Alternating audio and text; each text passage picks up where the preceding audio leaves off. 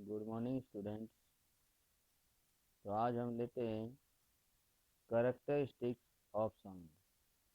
इसमें characteristics sound में हम देखने जा रहे हैं आज साउंड की loudness, pitch of sound, quality of sound and intensity of sound.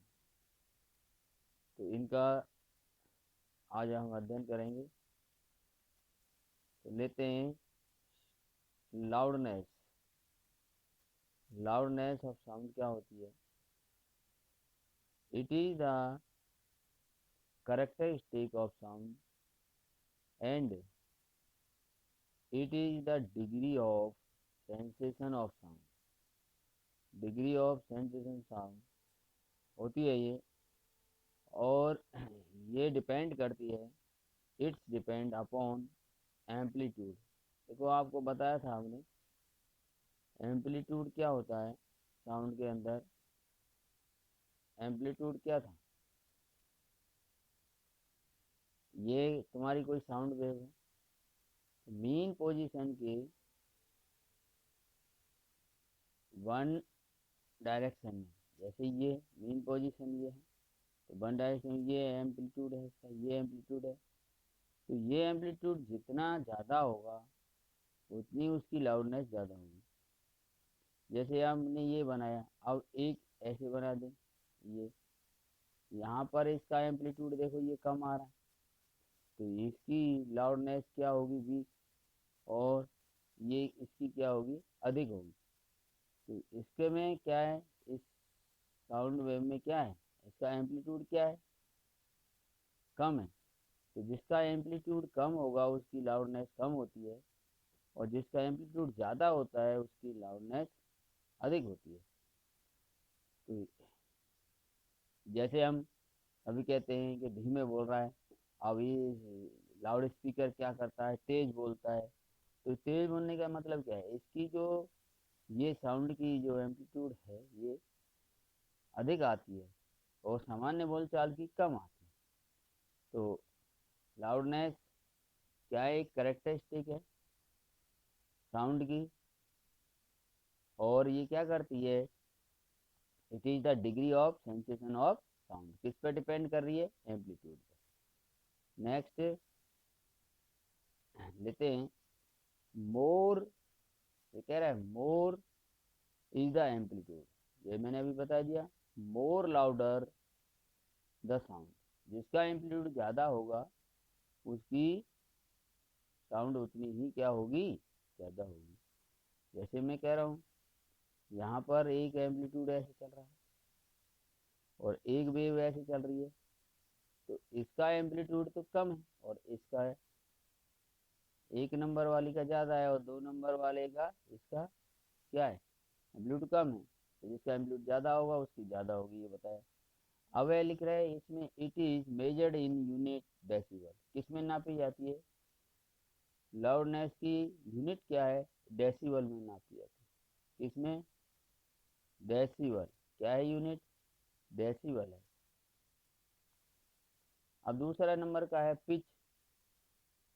Pitch it is the property that determine the shrillness or deepness of sound। ये देखो यहाँ पर देख पा रहे हो फिगर में, एक साउंड वेव ये है, एक ये है। तो यहाँ आप देख रहे हो ये उतनी ही डिस्टेंस में यहाँ पर इसने साउंड ने ज़्यादा रोटेशन कर दिया, यानी इसकी फ्रीक्वेंसी ज़्यादा है, इसकी फ्रीक्वेंसी कम है। तो ये पिच जो होती है it depend upon the frequency. Frequency पर डिपेंड करती है पिच। इसका मतलब जिसकी फ्रीक्वेंसी ज़्यादा होगी उसकी पिच भी ज़्यादा होगी। तो यहाँ पर देख पा रहे हैं, यहाँ पर यहाँ पहले में देखना, ये 1 ऑसिलेशन हुआ, ये 2 हुआ, लेकिन इतने ही डिस्टेंस में इतने कितने ऑसिलेशन कर दिए देखो, इसमें ज़्यादा है तो इसकी फ्रीक्वेंसी ज़्यादा हुई, ये पास पास आ रहे हैं, इसमें नंबर ऑफ ऑसिलेशन ज़्यादा है। तो ये इसकी फ्रीक्वेंसी ज़्यादा है तो इसकी पिच भी क्या होगी, ज़्यादा होगी। यानी फ्रीक्वेंसी पे डिपेंड करती है पिच, और लाउडनेस करती है एम्पलीट्यूड पे। जैसे हम कहें कि एक आपका हारमोनियम है और एक ढोलक है, तो हारमोनियम की फ्रीक्वेंसी ज़्यादा होती है, सुरीली आवाज़ होती है ना, तीखी आवाज़ होती है, तो इसकी फ्रीक्वेंसी हारमोनियम की ज़्यादा होगी और ढोलक की क्या होगी, कम। फीमेल्स की आवाज़ कहते हैं बॉयज़ की तुलना में या मेंस की तुलना में कैसी होती है, सुरीली होती है। तो इसका मतलब वोमेंस की जो साउंड है उसकी फ्रीक्वेंसी ज़्यादा होती है मेंस की अपेक्षा, इसलिए उसकी साउंड कैसी होती है, तीखी होती है। यानी हम कहें वोमेन की जो पिच है साउंड की वो क्या होती है, मेन की तुलना में कैसी होती है, ज़्यादा होती है। नेक्स्ट ले दें, more is the frequency, more is the frequency, more is the voice strike.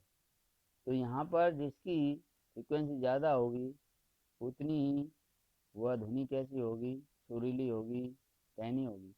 Less this the frequency, deep is the sound. तो जिसकी फ्रीक्वेंसी कम होगी उतनी ही उसकी साउंड कैसी होगी, डीप होगी, यानी उसका पिच क्या होगा, कम होगा। तो ये नेक्स्ट देखते हैं quality of sound. It is the property by which one can distinguish between two different sound तो of same pitch and loudness.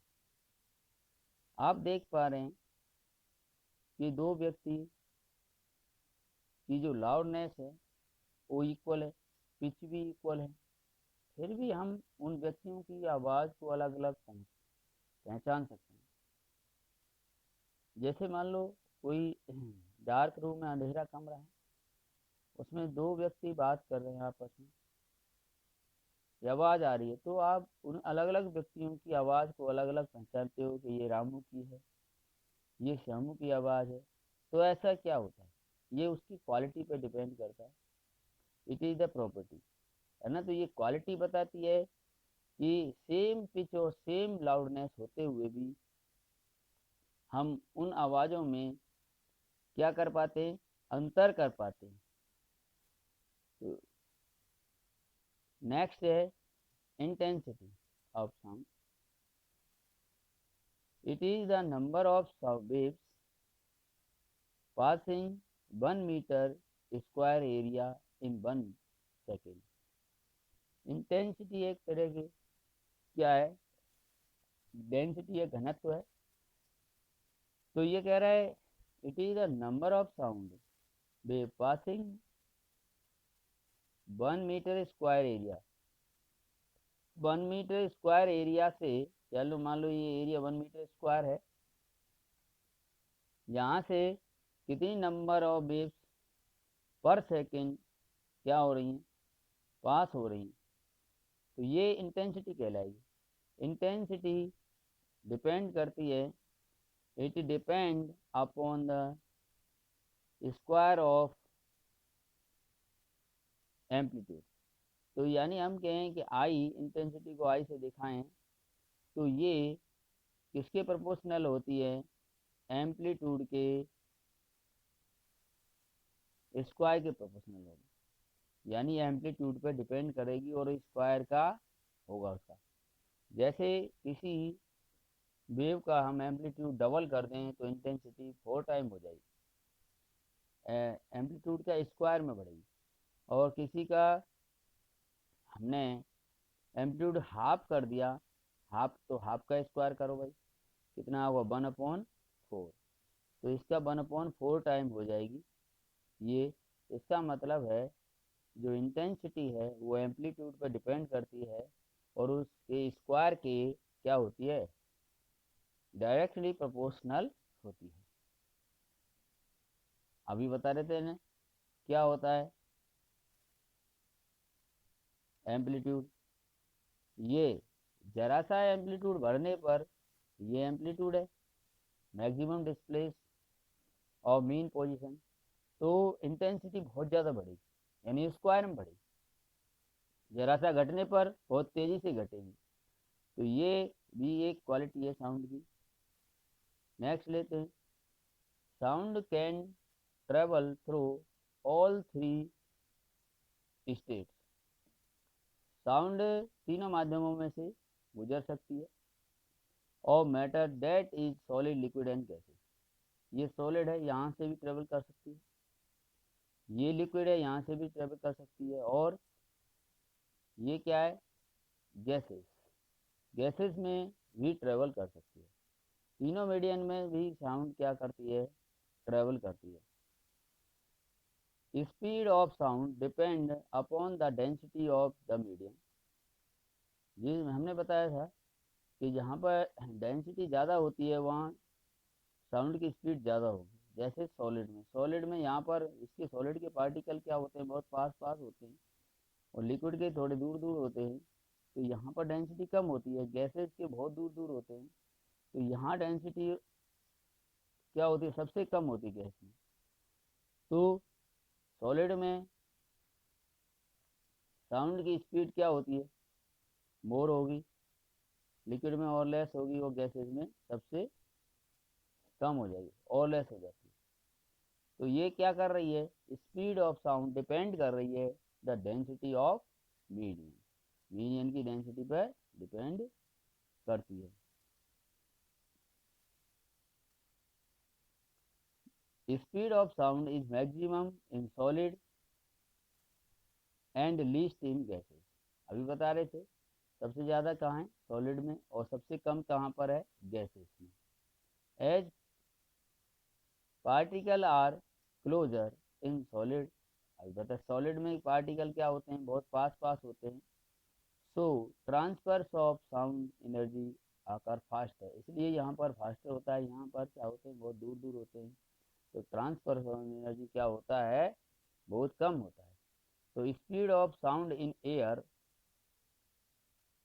340 meter पर सेकेंड होती है, एयर में ये स्पीड होती है लगभग 340 मीटर पर सेकेंड, ये स्पीड है साउंड की, इसमें एयर में, गैसेस में यानी ये होती है।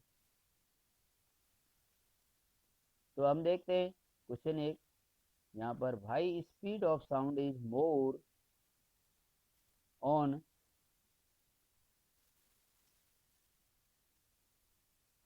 ये कह रहा है भाई speed of sound is more on humid day, यानी जहाँ पर ह्यूमिडिटी होती है, आर्द्रता होती है, तो ह्यूमिड डे के अंदर जहाँ नमी है स्पीड और साउंड कैसे बढ़ जाती है, as compare to dry day, शुष्क दिन की अपेक्षा। तो जैसे अब क्या है, सुबह सुबह मॉइस्चर रहता है, ह्यूमिडिटी रहती है, और जो समर वेकेशन, समर होते हैं, समर गर्मियों के दिनों में दिन कैसे होते हैं, ड्राई होते हैं, उन दिनों की अपेक्षा अब साउंड की स्पीड थोड़ी सी क्या हो जाती है, ज़्यादा हो जाती है। तो ये क्या क्या है, यहाँ पर कारण देखिए, it is because on humid day particle are comparatively closer. देखो यहाँ पर पार्टिकल जैसे मान लो ये ड्राई डे का है, ये दूर है, और यहाँ पर ठंड पड़ रही है, जैसे कोहरा पड़ रहा है अभी, तो ये क्या होते हैं, क्लोजर होते हैं थोड़े थोड़े। सो ट्रांसफर ऑफ एनर्जी आकर फास्ट है, जब हम बता रहे हैं पार्टिकल पास पास होंगे तो एनर्जी ट्रांसफर ज़्यादा जल्दी होगा, जल्दी होगा तो स्पीड ज़्यादा हो जाएगी। यहाँ पर दूर दूर होते हैं थोड़ा सा ड्राई मौसम में, तो क्या है, एनर्जी ट्रांसफर धीरे होता है, इसलिए यहाँ पर स्पीड ड्राई डे में तो कम हो जाती है स्पीड साउंड की, और मॉइस्चर में या ह्यूमिडिटी जहाँ पर होती है वहाँ पर क्या हो जाती है, ज़्यादा हो जाती है। नेक्स्ट क्वेश्चन है, let us compare speed of sound and speed of light in air. Speed of sound अभी बताया था मैंने, कितना होता है 340, है ना, मीटर पर सेकेंड। लेकिन यहाँ पर लाइट की कंपेयर करते हैं तो लाइट का स्पीड बहुत ज़्यादा है। Light travel faster than sound. तो लाइट की स्पीड होती है 3 × 10⁸ मीटर पर सेकेंड। एक सेकेंड में ये तो बहुत ज़्यादा चल रही है, 3 × 10⁸। तो 3 × 10⁸ का मतलब क्या है, 3 पर 8 जीरो, 8 जीरो बहुत हो गया। ये तो मीटर पर सेकेंड, एक सेकेंड में इतना मीटर चलती है, बताओ बहुत सारा है ना। ये मान तो ये इसकी कितनी हो गई, 3 × 10⁸ मीटर पर सेकेंड। और इसकी तो कितनी बताई थी, 340 मीटर पर सेकेंड। तो इसका मतलब साउंड की स्पीड तो लाइट की स्पीड से क्या है, बहुत स्लो होती है। तो आज के लिए इतना ही। Thank you, have a nice day. मिलते हैं नेक्स्ट वीडियो में। आप इन डायग्राम्स को भी इसमें साथ साथ बनाया करें, डायग्राम छोड़ देते हैं। इलेक्ट्रिक बेल वाला भी बनाना था। डायग्राम बनाने से क्या है, समझ में आता है, और साफ साफ लिखें और पूरा होता है। Thank you.